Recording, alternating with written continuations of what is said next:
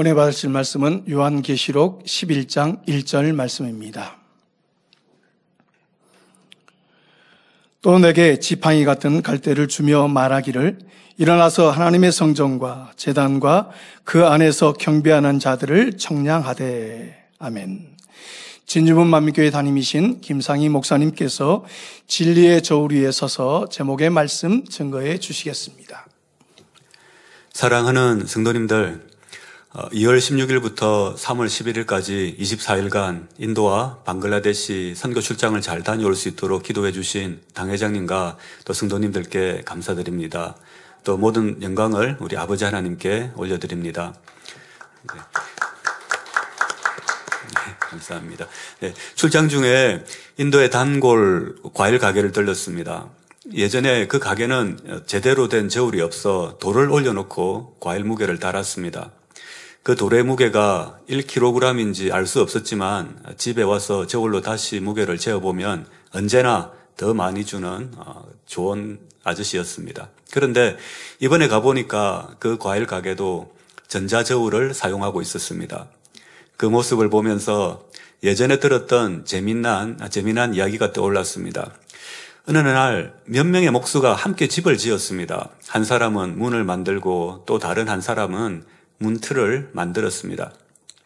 경험이 많은 목수들이라 각자 맡은 일을 빨리 끝내고 문을 문틀에 설치하려 했는데 이상하게 문과 문틀의 크기가 맞지 않는 것입니다. 이유가 무엇이었을까요? 알고 보니 각자가 사용한 줄자의 길이가 서로 달랐던 것입니다. 같은 1m를 재었지만 어떤 줄자는 조금 더 길었고 다른 줄자는 조금 더 짧았던 것이지요. 서로 길이가 다른 줄자를 가지고 작업을 했으니 설계도대로 작업을 했음에도 불구하고 문과 문틀이 맞지 않는 엉뚱한 결과가 나오고 말았습니다. 우리도 마찬가지입니다. 사람마다 자기만의 저울이 있습니다. 무게나 길이만 재는 것이 아니라 물건의 가격, 사람의 됨됨이, 지식, 인격까지도 각자가 가진 저울로 판단하고 평가하지요. 음식을 먹을 때 맛도 사람마다 다르게 느끼고 아름다움이나 예술, 음악도 각자 다른 기준의 저울로 평가합니다. 문제는 우리 모두가 목수들처럼 서로 다른 자와 저울을 가지고 있으면서도 자신의 평가와 판단이 옳다고 주장하며 살아간다는 것입니다. 그래서 같은 상황에서도 은혜를 받는 사람도 있고 불평하는 사람도 있으며 어떤 이는 감사하는데 또 어떤 이는 불행하다고 여깁니다. 그러니 우리는 사람마다 양심이 다 다르고 또 이 모든 것을 성경 말씀을 기준으로 삼아야 한다는 것을 너무나 잘 알고 있습니다. 하나님께서는 우리의 마음을 저울질하시고 심령을 감찰하시며 행동을 달아보시고 믿음을 청량하시며 우리가 얼마나 선을 행하고 진리 안에서 사랑하며 감사하고 기뻐하는지를 7영을 통하여서도 측정하신다고 하셨습니다. 그래서 오늘 이 시간에는 우리 마음을 하나님의 말씀인 진리의 저울 위에 올려놓고 몇 가지 분야를 청량해보는 시간이 되었으면 합니다. 첫 번째 우리가 청량해 보아야 할 분야는 행복입니다. 행복이란 무엇이고 또 어떻게 행복을 청량할 수 있을까요? 사람마다 행복의 기준이 다르지만 일반적으로 경제적 풍요로움, 사회적 성공, 좋은 환경과 사회적 관계가 행복의 기준이라고 생각합니다. 그런데 어떤 기관에서 세계 여러 나라들의 행복지수를 조사했는데 방글라데시의 행복지수가 높다고 발표되었습니다. 이번 출장 중에 방글라데시에서 생활이 쉽지 않았습니다. 집회를 마치고 숙소에 와서 흰 셔츠를 세탁했는데 오히려 흰 셔츠가 누렇게 변해버렸습니다. 물을 받아놓고 몇 번이고 헹궈도 소용이 없었고 결국 그 셔츠는 입을 수 없게 되었는데 물에 철분이 많고 진흙이 섞여 있어서 그런 것이었습니다. 음식도 마찬가지였습니다. 가스나 인덕션이 아니라 아직도 소의 배설물을 말려 연료로 사용하는 모습을 보며 지금이 2025년이 맞나 하는 생각이 들었습니다. 현지인들조차 길거리에서 아무 음식이나 함부로 사 먹지 않는다고 했습니다. 위생 상태가 좋지 않아 배탈이 나기 쉽다는 것이지요. 냉장고 보급이 부족하고 정전도 잦다 보니 음식 재료가 쉽게 상하고 조리한 음식도 오래 보관할 수 없었습니다. 물도 깨끗하지 않아서 음식이 금세 상하는 일이 많았습니다. 그 모습을 보니까 우리나라 1970년대 농촌에서 엄마 손잡고 공동 우물에 물 들어가던 추억이 떠올랐습니다. 방글라데시 분들은 물고기 요리를 좋아해서 집에 연못이 있는데 이 연못에 물고기를 양식하고 있었습니다.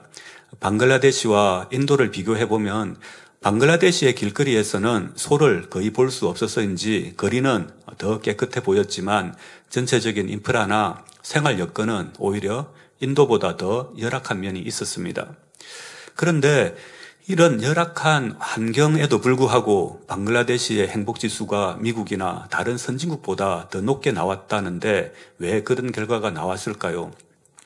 그에 대한 답을 저는 현지 성도님들과 대화 속에서 찾을 수 있었습니다. 제가 한 자매에게 생일을 어떻게 보내는지 물어보았습니다. 그 자매가 이렇게 대답했습니다. 시장에 가서 생닭 한 마리를 삽니다. 그리고 요리해서 가족끼리 나눠 먹으며 대화하는 시간이 너무 행복하다는 것입니다. 한국식으로 표현하면 생일날 가족들과 통닭 한 마리 시켜서 나누어 먹는 것입니다. 하지만 우리나라에서는 이렇게 생일을 보냈다고 하면 생일을 잘 보냈다고 말하는 사람은 그리 많지 않을 것입니다. 좋은 식당에서 외식을 하거나 친구들과 파티를 하고 값비싼 선물을 받고 좋은 곳에 여행이라도 가야 생일이 특별하게 여겨지고 또 상대로부터 사랑받고 있다고 느껴진다 하지요. 이처럼 특별하게 생일을 보내지 않으면 타인과 비교하여 상대적인 빈곤감에 자신이 초라하게 느껴지기도 하고 불행하다고 느끼는 경우도 많습니다. 주위를 둘러보면 물질적으로 풍요로운 생활을 하고 있지만 마음으로는 행복을 느끼지 못하는 사람들을 많이 볼 수 있습니다. 오히려 공황장애나 불안장애, 우울증과 같은 정신적인 문제를 겪는 사람들도 점점 늘어나고 있습니다. 죄로 인해 마음이 불안하고 우울한데 회개하고 하나님을 의지하여 문제를 해결하기보다는 약물에 의존하는 경우가 많습니다. 근본적인 문제가 해결되지 않은 채 약을 복용해 잠시 마음이 평안해지니 이제 괜찮다고 여기게 됩니다. 그러나 환경도 마음도 달라진 것이 없으니 시간이 지나면 다시 재발하거나 더 심해지는 경우도 보게 됩니다.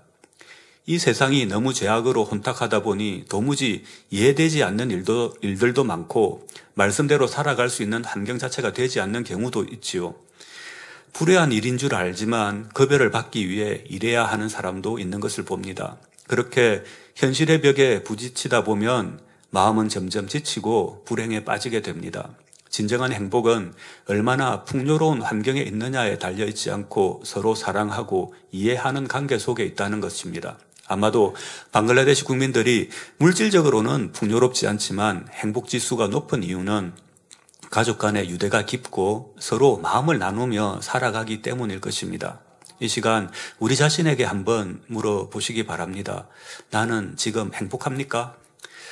혹시 행복하지 않다고 느낀다면 그 이유는 어디에 있을까요? 지금 처한 환경 때문일까요? 아니면 말씀대로 살지 못하는 내 모습 때문입니까? 우리가 하나님의 말씀대로 살아가며 우리 안에 내주하시는 성령님을 기쁘시게 해드릴 때 우리 마음에는 세상이 줄 수 없는 참된 행복이 임하게 될 줄 믿습니다. 사랑하는 성도님들, 우리가 두 번째로 청량해 볼 것은 사랑입니다. 요한일서 2장 15절에 이 세상이나 세상에 있는 것들을 사랑하지 말라.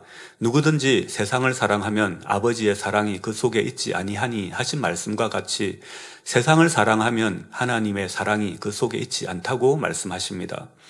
교회를 다니는 사람들에게 당신은 하나님을 사랑합니까? 라고 물어보면 대부분 네, 하나님을 사랑합니다. 라고 대답합니다. 어디까지가 하나님을 사랑하는 것이고 어디까지가 세상을 사랑하는 것일까요? 하나님을 얼마나 사랑하는지 청량하기 전에 먼저 세상을 얼마나 사랑하는지 아니면 얼마나 세상을 사랑하는 마음이 남아있는지 청량해 보아야 합니다. 나는 하나님을 사랑하고 세상을 사랑하지 않는다 말하지만 내가 얼마나 하나님을 위해 또 교회와 이웃을 위해 헌신하고 전도하는가, 진리의 저울 위에 우리 자신의 사랑을 올려놓고 함께 청량해 보았으면 합니다. 우리 믿음의 선진들은 어떻게 하나님만을 가장 사랑할 수 있었을까요? 신앙과 세상을 저울질하며 그래도 하나님이 더 좋으니까 천국은 가야 하니까 라는 마음으로 세상보다 하나님을 택한 것이 아니었습니다. 믿음의 선진들은 세상 자체를 무가치한 것으로 여기고 이 땅에 보화를 쌓지 않고 오직 하나님의 나라와 그 뜻을 이루기 위해 헌신하며 살았지요. 아브라함은 하나님의 부르심에 갈 바를 알지 못하면서도 본토와 친척 아비집을 떠났고, 모세는 애굽 왕궁의 모든 부귀 영화를 버리고 하나님의 백성과 함께 고난받는 길을 택했습니다. 사도 바울은 자신이 자랑하던 모든 것을 배설물로 여기고 오직 그리스도를 얻고자 했습니다. 세상을 무가치한 것으로 여겼기에 오직 하나님만을 사랑하며 따를 수 있었고 새 예루살렘을 소망하며 살아갈 수 있었던 것입니다. 그렇다면 우리의 삶은 어떻습니까? 여전히 세상에 마음을 조금 두고 있지는 않습니까? 전도서 1장 2절에는 전도자가 가로되 헛되고 헛되며 헛되고 헛되니 모든 것이 헛되도다 라고 말씀하십니다.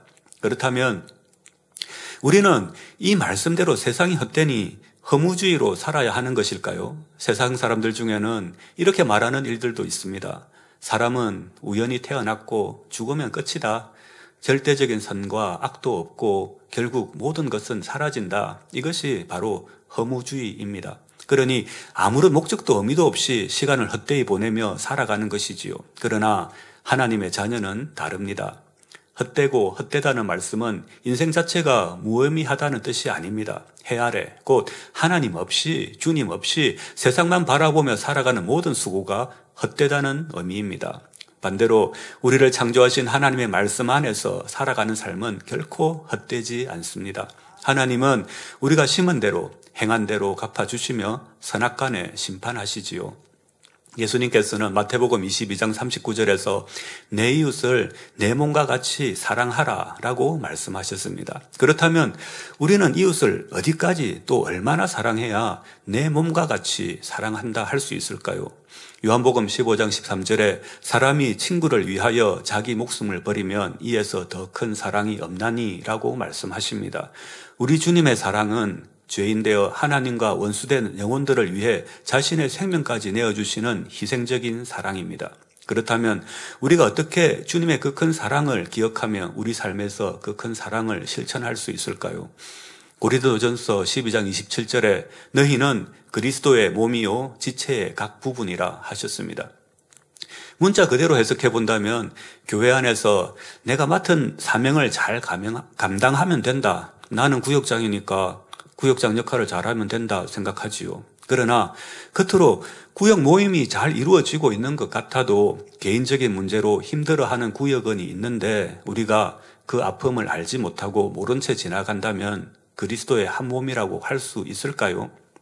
고린도전서 12장 26절에서는 만일 한 지체가 고통을 받으면 모든 지체도 함께 고통을 받고 한 지체가 영광을 얻으면 모든 지체도 함께 즐거워하나니 말씀하십니다. 우리는 그리스도 안에서 한 몸입니다. 그러므로 한 지체가 떨어져 나가면 그저 다른 지체로 다른 사람으로 대체하면 된다는 문제가 아닙니다. 만일 우리 손이 다치면 몸 전체가 아픔을 느끼는 것이지요. 이렇게 네 손을 이렇게 아프게 하면은 아픔을 느끼는 것이 나의 지체입니다. 그리고 우리가 면류관을 쓰면 그 사람 전체가 영광을 받듯이 그리스도 안에서 한 몸이라는 것은 서로의 아픔을 느끼고 공감하는 것입니다. 지체가 아파하고 있는데도 내가 그 아픔을 느끼지 못한다면 그것은 더 이상 한 몸이라 할 수 없습니다. 우리는 주님의 지체입니다. 우리가 아파하면 주님도 함께 아픔을 느끼시고 우리가 기뻐하면 주님도 함께 기뻐하십니다. 우리의 상처를 싸매시고 우리가 다시 일어설 수 있도록 위로해 주시고 힘 주시는 분이 바로 우리 주님이십니다. 이처럼 우리도 한 영혼이 아파하면 함께 아파하고 힘들어하면 그 짐을 함께 지고자 하는 마음, 그것이 바로 그리스도의 사랑입니다. 이것이 내 이웃을 내 몸과 같이 사랑하라는 주님의 사랑을 실천할 수 있는 시작점이지요. 그래서 우리가 맡은 지역이나 선교회, 우리에게 맡겨진 영혼 한 사람 한 사람을 내 몸의 지체처럼 여기며 그 영혼들의 아픔과 고통을 함께 느끼기에 기도로 사랑으로 갈무리하고 전도하며 세계 선교의 사명도 함께 감당하고 있는 것입니다. 우리 만민중앙교회는 국내뿐만 아니라 해외 모든 성도님들을 그리스도 안에서 한 몸된 지체로 여기기에 말씀과 기도로 세계 선교를 함께 이루어가고 있습니다. 이 귀한 사역이 가능하도록 기도해 주시는 당회장님과 또 모든 성도님들께 진심으로 감사드립니다. 인도, 방글라데시, 네팔, 파키스탄에서 성도님들이 온라인으로 가정 예배를 드리는 이유는 주변에 교회가 없기 때문입니다. 가까운 교회라도 걸어서 1시간 이상 걸리는 경우가 많고 비가 내리면 길이 끊어져 갈 수가 없습니다. 대중교통도 없고 특히 여성도님들은 혼자 가로등 없는 시골길을 이동하는 것은 위험하기 때문에 온라인으로 가정에서 예배를 드리는 것입니다. 그런데 한국은 어떻습니까? 예배를 방해하는 핍박이 있는 것도 아니고 핍박이 있어도 죽인다고 하는 것도 아니고 환경도 훨씬 좋은데 오히려 마지막 때 우리가 모이기에 힘쓰며 성전 건축에 힘쓰고 전도와 세계 선교에 힘써야 되지 않겠습니까? 마태복음 28장 19절에서 20절에 그러므로 너희는 가서 모든 족속으로 제자를 삼아 아버지와 아들과 성령의 이름으로 세례를 주고 내가 너희에게 분부한 모든 것을 가르쳐 지키게 하라. 볼지어다 내가 세상 끝날까지 너희와 항상 함께 있으리라 하시니라 하신 말씀을 우리는 주님의 지상명령이라 하는데 주님의 명령대로 예수님의 제자들은 타국으로 나아가 복음을 전하기 시작했습니다. 예전에는 지역 중심으로 선교 사역이 이루어졌습니다. 한 지역을 방문해 교회를 세우고 성도들을 돌보는 방식이었지요. 하지만 이제는 온라인 사역이 활성화되면서 지역 중심 선교와 또 온라인을 통한 언어 중심 선교를 병행하고 있습니다. 힌디어를 예로 들면 힌디어를 사용하는 사람들이 여러 나라에 흩어져 있기 때문에 그 언어로 온라인으로 말씀을 전하면 전 세계 힌디어권 성도님들에게 동시에 복음을 전할 수 있는 것입니다. 사도행전 2장에서도 성령께서 각국 언어로 복음을 전하게 하셨듯이 오늘날 우리는 온라인을 통해 다양한 언어권에 동시에 복음을 전할 수 있습니다. 우리 교회도 온라인 예배로 각 언어로 동시 통역하고 책자를 번역 인쇄하며 신문을 발행하며 문서 선교를 이루고 있지요. 이 모든 사역은 현지의 귀한 통역자들과 일꾼들이 함께 하기에 가능한 일입니다. 빌립보서 3장 7절로 8절에 그러나 무엇이든지 내게 유익하던 것을 내가 그리스도를 위하여 다 해로 여길 뿐더러 또한 모든 것을 해로 여김은 내 주 그리스도 예수를 아는 지식이 가장 고상함을 인함이라. 내가 그를 위하여 모든 것을 잃어버리고 배설물로 여김은 그리스도를 얻고 말씀하신 바와 같이 하나님의 나라를 위해 자신을 희생하며 자신의 지혜와 시간, 재능을 아낌없이 드리는 일꾼들이 해외 곳곳에 많이 있습니다. 이처럼 성결의 복음을 전하고 그 사역을 기꺼이 돕고 있는 해외 성도님들이 축복받고 있으며 어떻게든 더욱 열심히 이 말씀을 전하고 싶어 하고 주님 오시기 전까지 이 성결의 말씀을 자신들의 언어로 다 번역하고 보급하겠다는 사명을 마음에 품고 달려가고 있습니다. 올리 바이블과 원로 목사님의 저서를 자신이 사용하는 언어로 모두 번역하고 더빙하여 보급하겠다는 목표까지 세우고 이를 위해 함께 기도하며 진행하고 있지요. 피부색이 다르고 사용하는 언어도 다르지만 자신의 삶을 들여 말씀을 전하고 말씀을 통역하며 성결을 이루고 새 예루살렘을 향해 함께 달려가고 있는 귀한 만민의 가족들이지요. 이번 선교 출장은 언어권 사역의 열매를 거두는 시간이었고 앞으로도 더 많은 선교의 열매를 맺을 가능성을 확인하는 시간이었습니다. 이번 선교 출장 중 먼저 방글라데시 선교 사역에 대해 말씀드리겠습니다. 방글라데시는 전체 인구의 91%가 이슬람교를 믿는 회교국으로 기독교 활동이 자유롭지 않은 곳이고 또 처음으로 방문한 곳이었지요. 2008년에 알프레드 로이 목사님이 힌디어 권능 DVD를 보고 저에게 연락을 주셨습니다. 방글라데시에서 델리에 일이 있어 가는데 숙소를 제공해 줄 수 있냐고 물어보는 메일을 받았습니다. 한 영혼이라도 더 복음을 전하고 싶었기에 델리에서 이 목사님을 만났고 숙소를 제공해 드렸습니다. 일면 일식이 없는 외국인인데 선교센터에서 쉬어갈 수 있게 해드렸지요. 그리고 그 다음 해 델리 만민교회 창립 예배에도 방글라데시에서 인도로 이렇게 참석해 주셨습니다. 이후 계속해서 말씀과 책자를 보내드리며 손수건도 보내드리고 이렇게 교류해 왔지요. 그 후 2024년 알프레드 로이 목사님이 한국을 방문한다는 것입니다. 다른 일로 참석했는데 마침 만민중앙교회 창립기념일도 있어 한국 일정 후에 만민중앙교회도 방문하고 싶다는 것이었지요. 2주 일정으로 숙소나 교통편이나 아무 대책 없이 한국에 저와 함께 있겠다는 것입니다. 예정 없이 방문한다는 연락이었지만 만민의 사역에 함께 하시는 분이라 선호로 베풀면 반드시 하나님께서 좋은 것으로 갚아주시리라 믿으며 잘 섬겨드렸습니다. 한국을 방문하여 감동을 받은 목사님은 본격적으로 성결의 말씀을 방글라데시에 전하기 원하셔서 저를 방글라데시로 초청해 주셨습니다.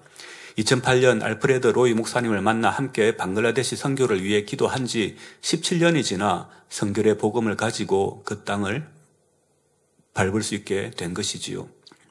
목사님 부부는 선교 일정을 정성 다해 준비하셔서 매일 오전, 오후 2번의 집회를 인도했습니다. 한 지역에서 오전 집회를 하고 차로 이동하여 또 다른 곳에서 오후 집회를 하고 숙소로 돌아오는 일정이었지요.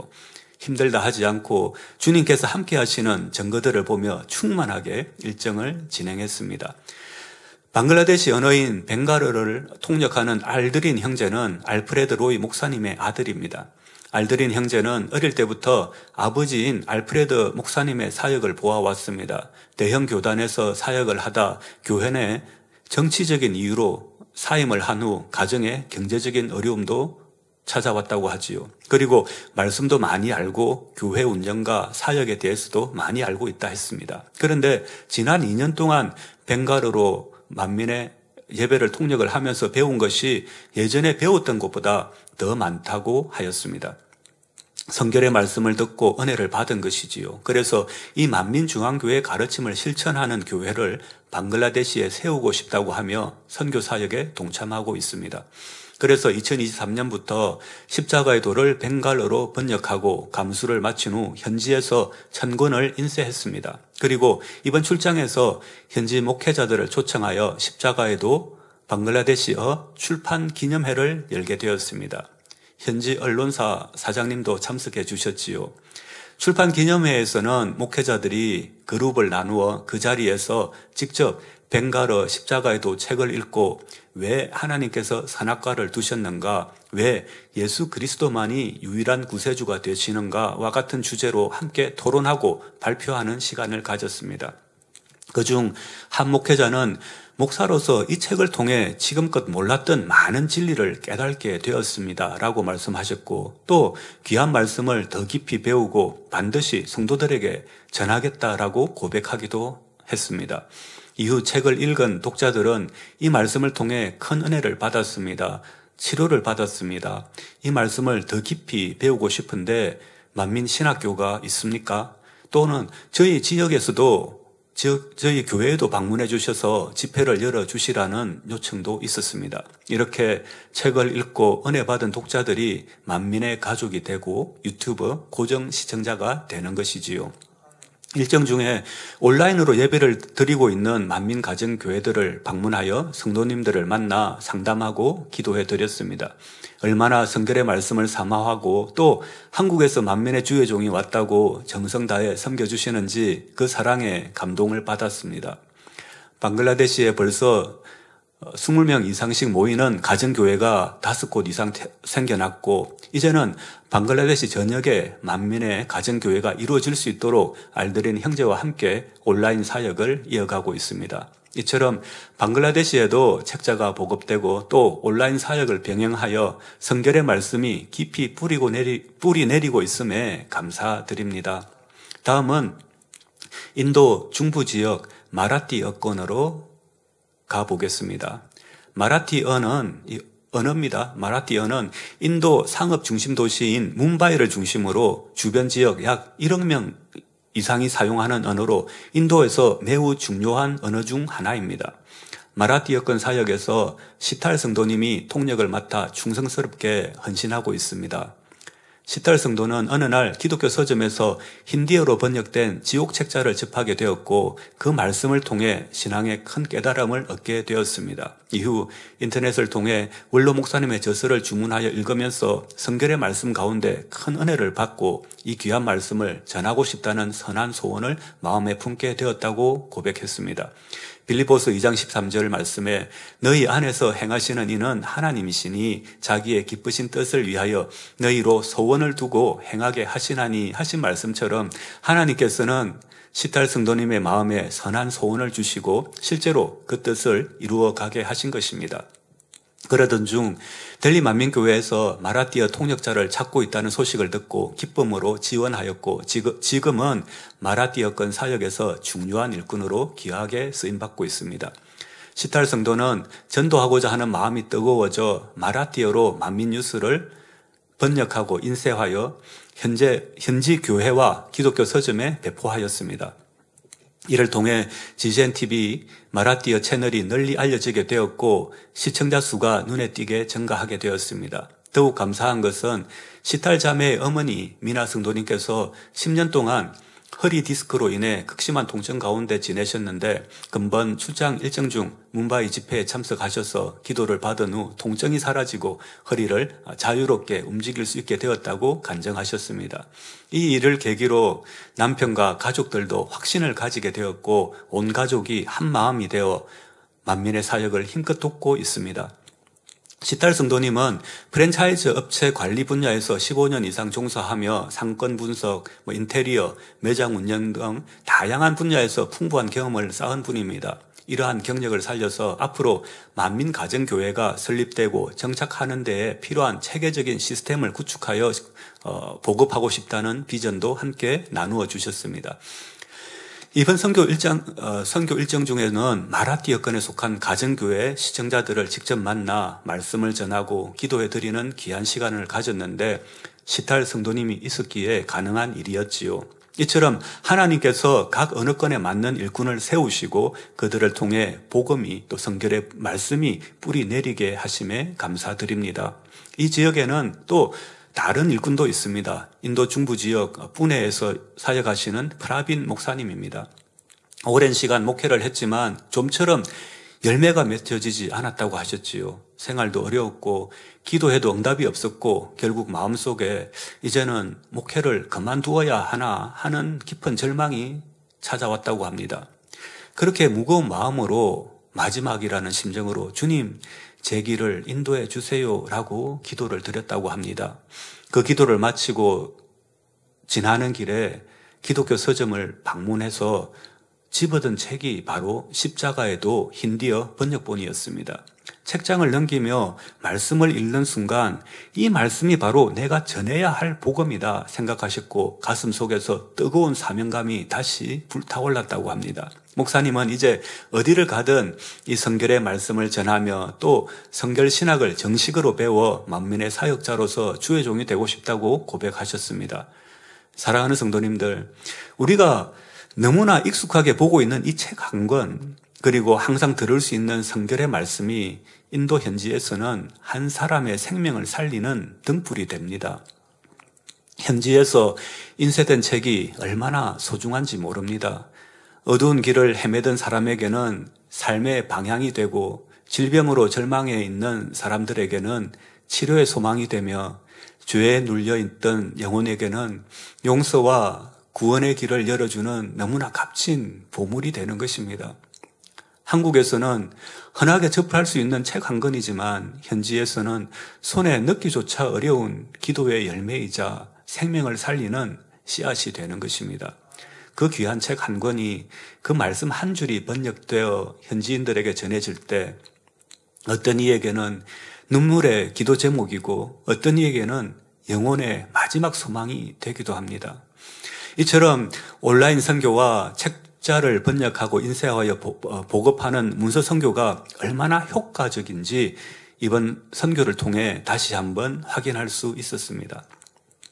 이번 선교 중에는 십자가의 도를 마라티어로 번역하고 인쇄해 달라는 요청을 받았습니다. 또 힌디어 지옥책자는 지금까지 네판 총 4,000권이 인쇄되어 모두 보급되었고 현지에서는 그 책을 통해 말씀을 깨닫고 변화되는 간증들이 이어지면서 힌디어 지옥책자를 5번째 인쇄를 해달라는 요청까지 들어온 상황입니다. 이렇게 책을 읽은 독자들이 온라인 시청자가 되고 더 나아가 만민의 가족이 되어지는 열매들이 맺혀지고 있음에 감사드립니다. 힌디어권은 오래전부터 온라인 사역을 활발히 진행해 왔습니다. 힌디어권 사역에서 열매가 맺히는 것을 보고 다른 언어권 사역으로 확대했습니다. 현재는 힌디어, 오디아어, 마라띠어, 네팔어, 보즈푸르어, 방글라데시어, 미얀마어, 우르두어, 그리고 타밀어로 언어권 사역이 확대되어 각 언어별로 통역자들이 인도와 주변국을 대상으로 만민의 선교 사역을 이루어가고 있습니다.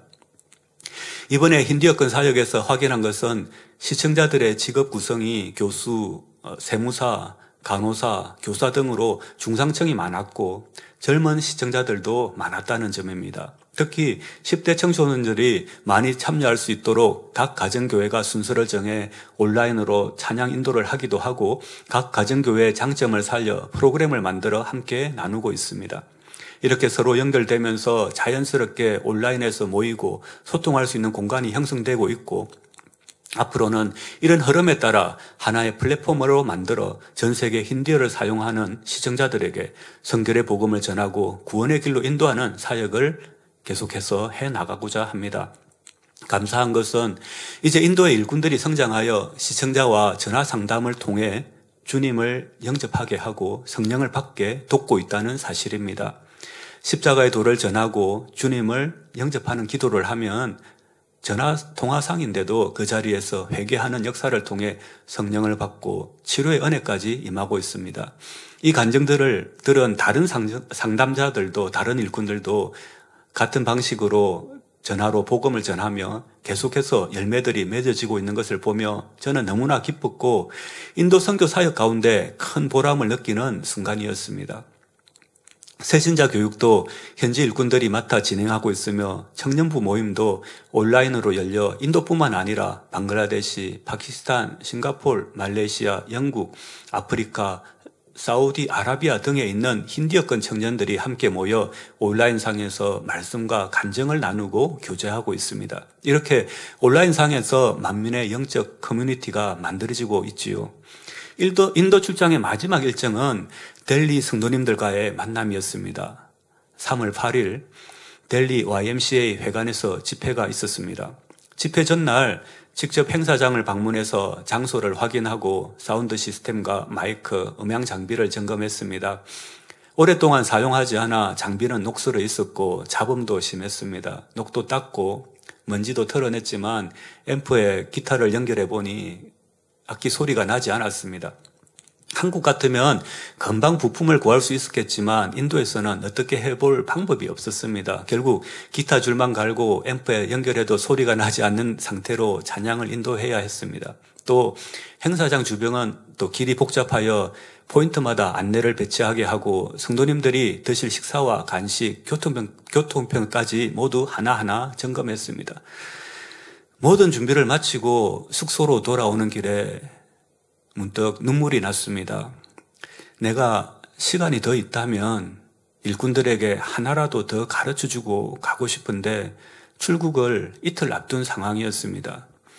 사무실 직원들을 위해 밥이라도 해놓고 가야 하나, 도시락이라도 싸놓고 가야 하나 하는 생각에 마치 어린 자녀를 두고 멀리 떠나는 심정이었습니다. 내가 조금만 더 여유가 있다면 이들이 사역을 잘할 수 있도록 더 좋은 장비도 더 좋은 환경도 마음껏 선물해 주고 가고 싶은데 또 사무실에 들렀을 때 한 일꾼이 목사님 이 노트북은 가다가 자꾸 멈춰요 하는 말을 들었지만 당장 해결할 방법이 없어서 그래 다음에 바꾸자 이렇게 대답만 했던 일도 기억이 나 마음이 먹먹했습니다. 이런 심정을 한국에 있는 지인에게 나누었더니 사도행전 20장 32절 말씀을 보내주었습니다. 지금 내가 너희를 주와 및 그 은혜의 말씀께 부탁하노니 그 말씀이 너희를 너희 뜰뜰히 세우사 그렇게 하심을 입은 모든 자 가운데 기업이 있게 하시리라. 그래서 저는 그들을 아버지 하나님과 그 은혜의 말씀께 맡겨드리고 다시 한국으로 돌아와 그 말씀을 전하는 자로서의 사명을 다해야겠다고 재차 다짐하게 되었습니다. 최근 인도 정부가 기독교 활동을 강력히 제한하는 정책을 시행하면서 많은 교회와 목회자들이 큰 어려움에 직면하고 있습니다. 그래서 이번 선교 일정도 초대교회 제자들이 복음을 전할 때처럼 믿음을 가지고 나아가야 했습니다. 이번 출장을 준비하며 제 마음에 떠오른 말씀이 있었습니다. 마태복음 10장 9절에서 10절 말씀입니다. 너희 전대에 금이나 은이나 동이나 가지지 말고 여행을 위하여 주머니나 두벌 옷이나 신이나 지팡이를 가지지 말라. 이는 일꾼이 저 먹을 것 받는 것이 마땅함이니라. 이 말씀처럼 사람의 준비보다 하나님의 인도하심을 의지하며 믿음으로 떠난 여정이었습니다.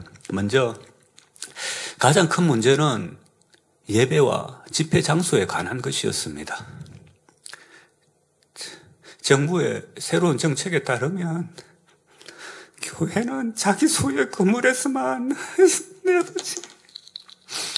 예배를 드릴 수 있다는 것입니다.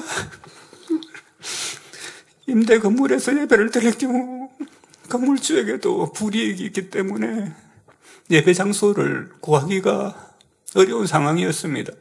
이로 인해 자체 건물을 소유하지 않은 교회들은 더 이상 예배를 드릴 장소가 없어 큰 어려움이 처해 있었습니다. 또 둘째, 강제 개종 금지법이 강화되었습니다. 이 법은 기독교 활동을 하는 사람들을 체포하고 구금할 수 있도록 허용하는 법안입니다. 특히 선물이나 물질을 주면서 복음을 전하면 강제 개종으로 간주되어 형사처벌을 받을 수 있게 된 것입니다. 실제로 예배를 드리는 교회를 폭도들이 공격하고 목회자와 일꾼이 몇 달 동안 수감되었다는 소식도 들려왔습니다. 그래서 기독교 활동을 하다가 체포될 수 있다는 경고의 연락을 계속해서 받고 있었습니다. 뿐만 아니라 어떤 주에서는 기독교 활동을 통해 개종을 강요한 사람은 교수형에 처할 수 있다는 충격적인 법안이 공식적으로 발표되기도 했습니다. 이런 상황 가운데 저는 선교 일정을 앞두고 더욱 간절히 기도로 준비했습니다. 출장 일정을 위해 당회장님의 기도를 받고 평안함 가운데 출장 준비를 했지요. 성도님들께서도 함께 뜨겁게 중보 기도해 주심에 감사드립니다. 이렇게 준비하는 동안 제 마음에 분명한 확신을 주셨습니다. 안심하고 가라.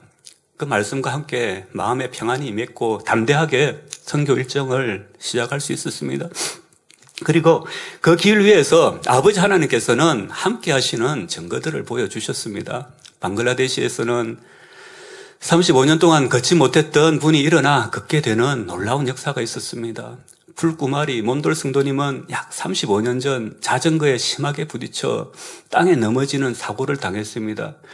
그 충격으로 골반뼈가 부러지고 여러 관절에 손상이 생겨 오랫동안 병원에 입원해야 했습니다. 그 이후로도 팔도 자유롭게 들을 수 없었고 다리에도 극심한 통증이 있어 걸을 수 없었고 일상생활에도 많은 제약이 있었습니다. 그러나 집회에 참석해 기도받은 후 조금도 들 수 없었던 팔을 들 수 있게 되었고 통증도 사라져 지팡이 없이 걸을 수 있게 되었다고 간증했습니다. 또 방글라데시에서 쿠키 여성도님은 10년 전 뇌졸중으로 쓰러져 오른쪽 팔과 다리가 마비되었습니다. 여러 해 동안 병원을 다니며 치료도 해보았지만 좀처럼 차도가 없었다고 합니다. 그런데 이번 집회에서 말씀을 듣고 회개하며 주님 앞에 간절히 기도했을 때 놀라운 변화가 일어났습니다. 그리고 성도님은 간증했습니다. 예전엔 발목과 무릎을 구부릴 수조차 없었고 걷는 것도 너무 힘들었는데 지금은 움직임이 훨씬 부드러워졌고 걷는 것도 한결 쉬워졌습니다. 또한 인도에서는 락시미 성도는 코로나 후유증으로 인해 보행장애와 마비 증세를 치료받아 팔을 올릴 수 있게 되고 걷게 되고 어깨에 혹이 사라지고 악한 영이 떠나고 갖가지 또 통증과 질병에서 치료받고 축복받은 간증들이 넘쳐났습니다. 이렇게 말씀을 전하는 곳마다 악한 영이 떠나고 치료받고 주님께서 친히 함께해 주시고 그 걸음마다 분명한 표정을 통해 동행하고 계심을 느낄 수 있었습니다. 아버지 하나님께서 이 선교 사역을 얼마나 기뻐하고 계신지 다시 한번 깊이 깨닫는 시간이 되었습니다. 또한 기쁜 소식이 있습니다. 우리 만민의 사역을 듣고 말씀을 듣고 은혜 받는 성도님들이 하나님의 크신 축복을 받고 있습니다. 그중 한 분이 센티 변호사입니다. 2008년 제가 사역을 시작하기 위해 인도 델리에 갔을 때 처음 만난 분인데 당시 법대를 졸업하고 변호사가 되기 위해 준비하던 중이었습니다. 그때 센티 성도는 하나님께 이렇게 기도했다 합니다. 주님, 제 도움이 필요한 사람을 만나게 해주세요. 그분을 돕겠습니다. 그리고 주님께서는 제 길을 축복해 주세요. 이렇게 기도했답니다. 그리고 그날 저를 만난 것입니다.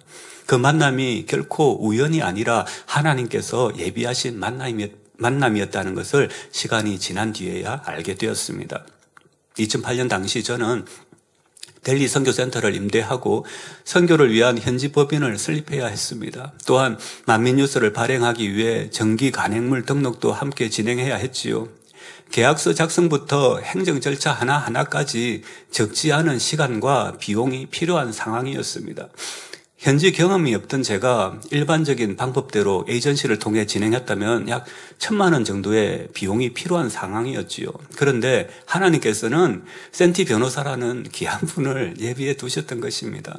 센티 변호사는 직접 발로 뛰며 관련 기관을 찾아가고 일이 잘 풀리지 않을 때는 담당 지도교수님께, 법학과 지도교수님께 도움을 요청하면서 이 모든 일을 무보수로 도와주셨습니다. 기독교 법인을 인도에 등록하는 일이 결코 쉽지 않았지만 결국 약 30만 원의 비용으로 모든 절차를 마무리할 수 있었습니다. 뿐만 아니라 당시 인터넷에 퍼져 있던 교회에 대한 거짓 정보들을 찾아 해당 기관에 내용 정명을 보내면서 삭제하는 일도 센티 변호사가 적극적으로 도와주었습니다. 제가 2011년 인도에서 대형 집회를 인도하던 중에 경찰에 의해 구금되는 상황이 발생한 적도 있었습니다. 현지 상황에 익숙하지 않던 저로서는 매우 당황스러운 일이었지만 그때도 센티 변호사는 경찰청과 대화하며 신속히 처리해 주었고 그 덕분에 일이 커지지 않고 순조롭게 해결될 수 있도록 도와주었습니다.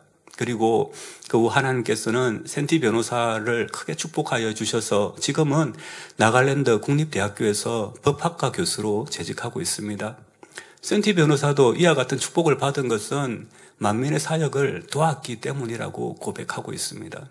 이 외에도 만민의 사역을 함께 돕는 성도들이 많이 있는데 WC된 활동에 함께 하셨던 빵어 교수님은 현재는 인도 국립의대에서 정형외과 학장으로 재직 중입니다. 그리고 라우르 박사님은 실롱 국립보건소의 원장, 또 제나 성도님은 델리 YMCA의 부총재로 활동하고 있으면서 YMCA에서 델리 성도님 미팅을 할 수 있도록 도와주셨습니다. 지금 와서 돌아보면 하나님께서는 선교 사역에 꼭 필요한 분들을 미리 예비해 주셨고 만민의 사역을 돕고 말씀에 순종한 이들에게는 반드시 크신 축복으로 갚아주고 계심을 분명히 확인할 수 있었습니다. 하나님께서는 인도의 각 분야에 영향력을 가진 이들을 통해 복음을 널리 전하게 하실 줄 믿으며 이들을 통해 하나님의 말씀이 사회 각계로 더욱 힘있게 전파될 것을 기대합니다. 우리는 계속해서 기도로 이 사역에 동참해야 하겠습니다. 성결의 말씀은 힘이 있습니다. 능력이 있습니다. 이 말씀을 믿고 행하고 전하면 반드시 축복을 주십니다. 결론을 말씀드리겠습니다. 사랑하는 성도님들, 우리가 깨달았던 성결의 말씀의 가치를 지금도 변함없이 마음에 새기고 살아가고 계십니까? 이 말씀을 듣고 앞이 보이지 않는 안개 속을 헤매던 영혼들이 삶의 소망을 얻었습니다. 죄의 짐에 눌려 있었고 그 죄의 보응으로 인해 원수 마귀의 놀이개가 되어 질병과 여러 가지 문제 속에서 고통받던 영혼들이 해방되고 치료받아 자유의 몸이 되었습니다. 저는 선교 현장에서 이 말씀의 가치를 더 절실하게 느낄 수 있었습니다.